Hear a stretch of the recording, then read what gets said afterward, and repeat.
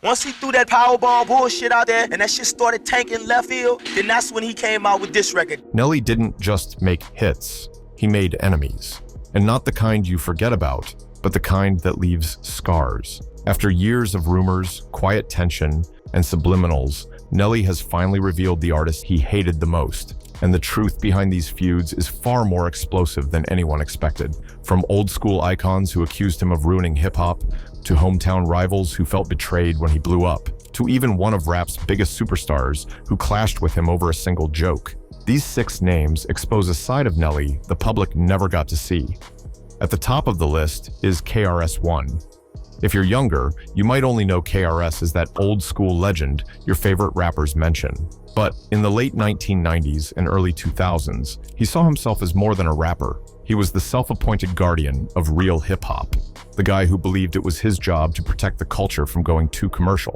So when artists like Nelly and Eminem started dominating the charts with big hooks and crossover hits, KRS felt like everything he'd built was being watered down. That frustration landed on a track called Clear M Out, where he went in on commercial rappers. In an interview, Nelly said, "It didn't make sense that KRS-One was trying to call him commercial. All of that shit, it just didn't make sense to me, and he was trying to call me commercial." On paper, it wasn't directly aimed at Nelly, but that's where things got messy.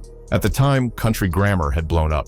Nelly was selling millions, charting next to Eminem, and living on radio and TV. The people promoting the compilation pushed Clear M Out as a Nelly diss. Press releases framed it as old school legend versus new school superstar, and the media ran with that storyline. Nelly had already been hearing that he wasn't real hip-hop, so he took it personally. He just dropped Number 1 from the Training Day soundtrack as a way of defending his spot. According to Murphy Lee, that record came from Nelly being tired of the criticism. So when he heard KRS record being sold as a shot at him, he went straight to the mic. On the Rock the Mic remix with Freeway and Beanie Siegel, Nelly carved out an entire section just for KRS. He broke down KRS letter by letter, called him an old man chasing one more hit, and joked that he needed a rapper's pension. It was sharp, petty, and way more direct than anything KRS had said about him. From KRS-One's point of view, that was like getting slapped in public. He said he'd tried to keep it cool, even emailed Nelly's camp saying there was no real beef.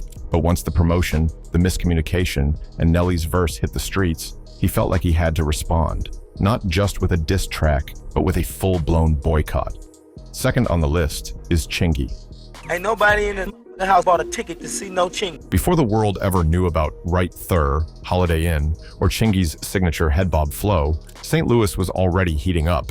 Nelly and the St. Lunatics had cracked open the door for the entire Midwest, turning a city that once sat in the shadows of New York and Los Angeles into a certified hip-hop hotspot. So when Chingy started bubbling, it should have been a celebration.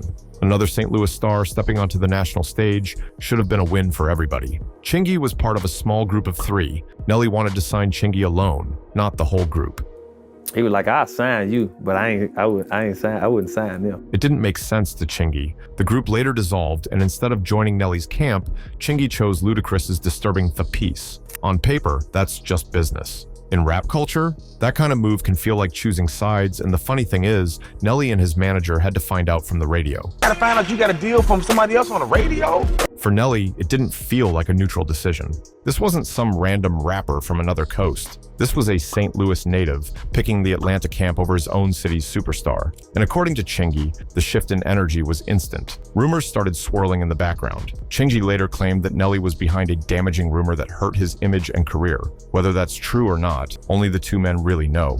But that's the narrative Chingy held onto. The tension didn't stay underground. It leaked into the music. Fans who lived through the era might remember the subliminal bars, little jabs tucked into verses that suddenly felt pointed. Nelly, the established star, and Chingy, the rising one, were now quietly competing for the same lane, and you could hear it between the lines. Then came the moment that proved this wasn't just music, it was personal. At the 2005 Radio Music Awards, Chingy says he approached Nelly backstage to put the beef to rest, but the conversation did not go anywhere. Some bullcrap. That whole conversation didn't get nowhere. And then comes the part that hurts even to hear. Chingy recalled bumping into Nelly's sister, Jackie Donahue, at an airport. He didn't know she was sick, but she told him not to worry about her brother, that Nelly would eventually come off his high horse. Her only wish was for them to make peace. Not long after that, she passed away from leukemia. That turned everything into something deeper. Not music, not ego, but life and loss. And eventually,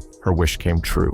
Years later, Nelly and Chingy shared the stage again at events like the Allentown Fair and Nelly's Hot in Hair Festival. They smiled, performed, and moved like the past was behind them, even though the history never fully disappears.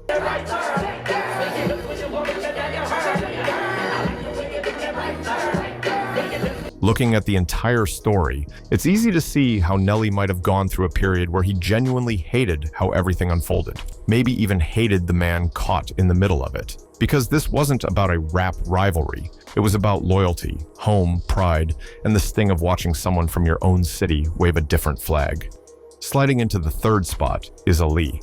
If you came up in the early 2000s, you probably remember Nelly and the Saint Lunatics as a true unit, a tight-knit crew moving as one. Nelly in the front, Ali close by, Murphy Lee dropping smooth verses, Kijuan, City Spud, Slow Down, all representing St. Louis with that playful energy that made them look like family rather than a rap group. Tracks like Batter Up sold the dream of a brotherhood winning together, all getting a piece of the spotlight as Nelly's star shot into the stratosphere. But behind all that unity and fun was a story bubbling quietly for years. A story that finally exploded into one of Nelly's most emotional, public, and unexpected fallouts. It all started when Ali, one of the core and founding members of the Saint Lunatics, went on Instagram and essentially rewrote the group's history in a way fans had never heard before. In a long, emotional post, he claimed he was the one who formed the group back in 1993. According to him, he wasn't just another member, he was the architect. He said he taught everyone, including Nelly, how to rap, how to count bars,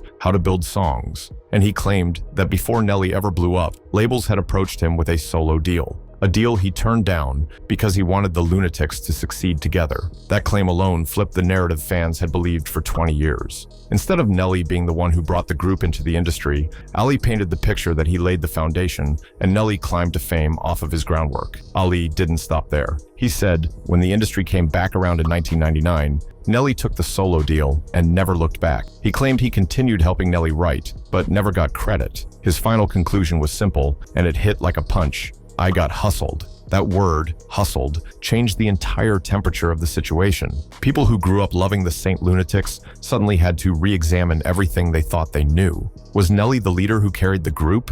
Or did he quietly step over the people who built him up?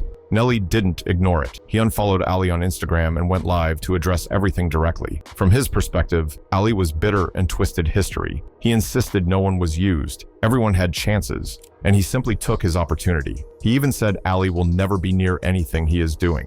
Ali, he will never be anywhere near anything I'm doing. Other Lunatics members, like Murphy Lee, have hinted at tension for years, but internal beef is messy. There's no clear timeline, no documented receipts, only hurt feelings and different memories. But you can imagine how it felt for Nelly. The world thought these guys were brothers. The band-aid on his cheek wasn't a fashion gimmick, it was a tribute to City Spud. To then have a day one accuse you of playing him? That doesn't irritate you, it wounds you. And for fans who loved the group, this felt personal. Team Ali or Team Nelly, nobody wanted to pick sides.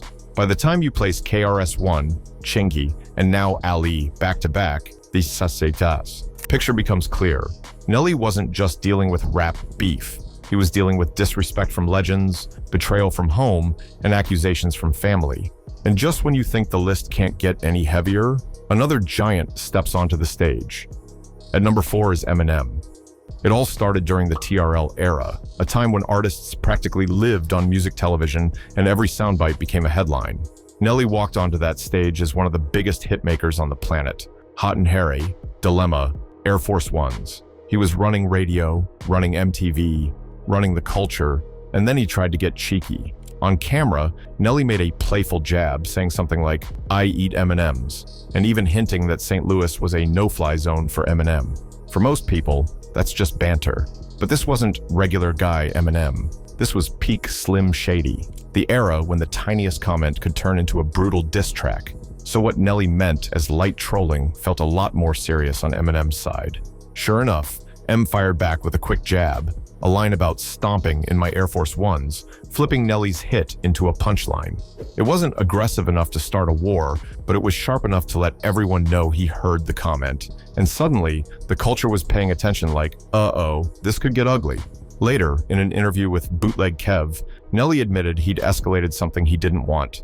He'd misread a situation, thrown out a joke, and accidentally poked one of rap's most dangerous battle MCs. Somehow I misinterpreted that he had something to say about what... But then came the moment that diffused everything. Backstage at a show, Nelly and Eminem finally crossed paths. And instead of tension, Nelly was met with something completely disarming.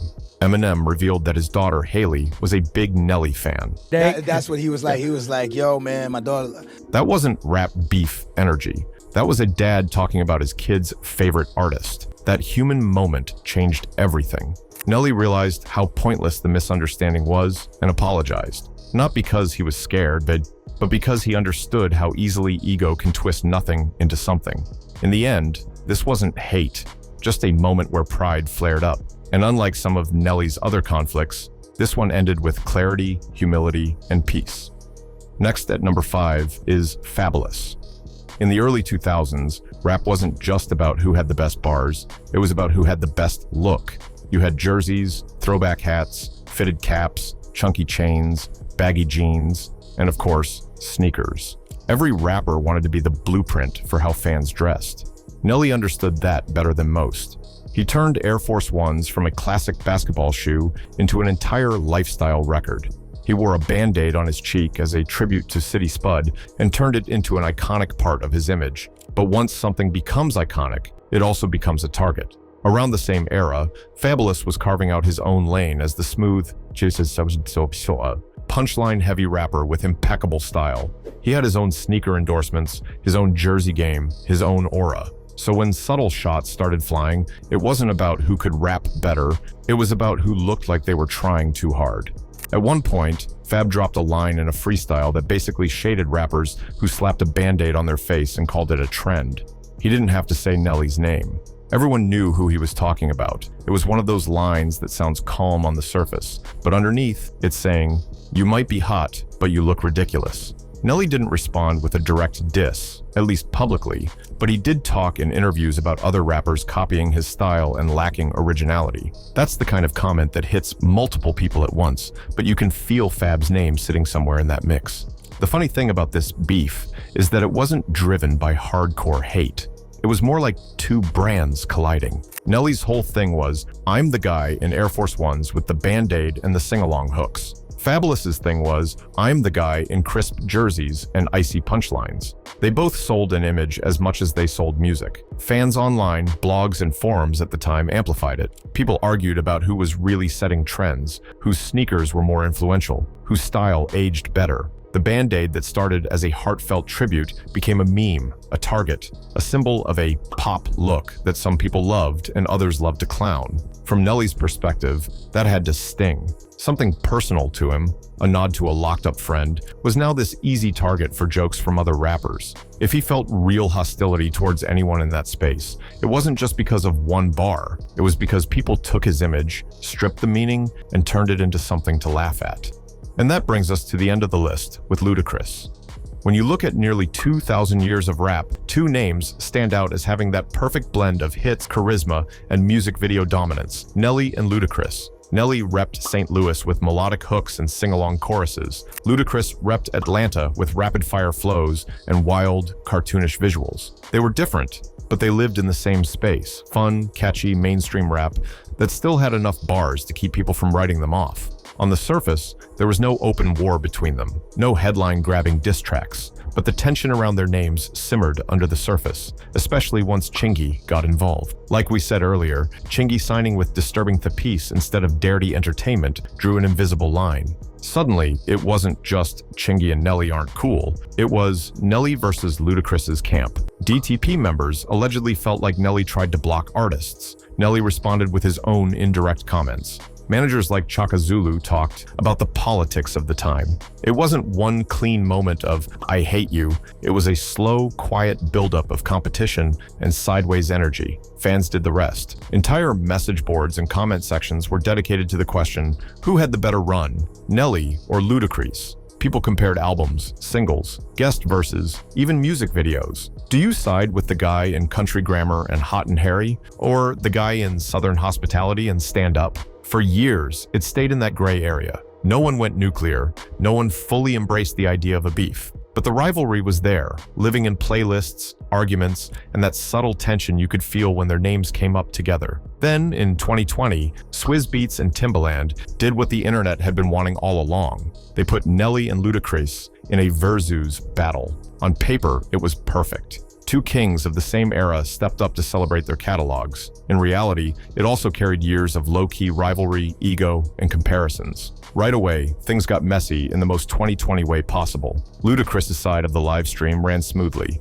Crisp audio, clean video, focused energy. Nelly's side was a different story. He was dealing with stormy weather and glitchy Wi-Fi in St. Louis. The stream froze, lagged, cut out. Black Twitter went crazy with jokes and memes, dragging his connection, making him the punchline of his own celebration. Underneath all that, though, you could see something deeper. When the audio worked, both of them were respectful. They told stories, laughed, shared appreciation for each other's music. It felt less like two enemies and more like two veterans who knew what it meant to survive multiple eras in this industry. If there was ever real hate there, it had cooled by then. But that doesn't mean there was never tension.